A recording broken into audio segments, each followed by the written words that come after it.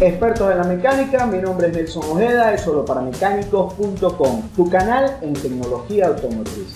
Hoy tenemos un excelente video para todos ustedes. Hoy vamos a ver todo lo que son la clasificación de los sistemas de inyección. Así que ven, acompáñame a verlo.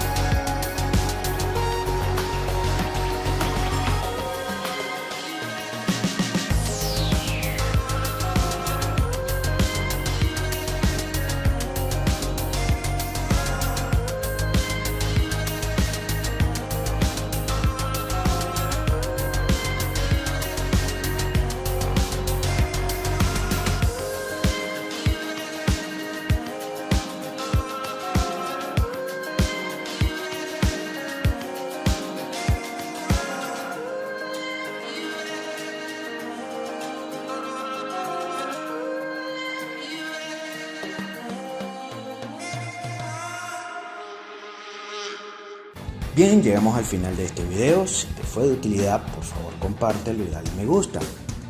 Adicional, si tú tienes alguna pregunta, por favor déjala en los comentarios y con gusto yo te responderé. No te olvides de suscribirte para recibir todo lo nuevo en tecnología automotriz aquí en Solo para Mecánicos.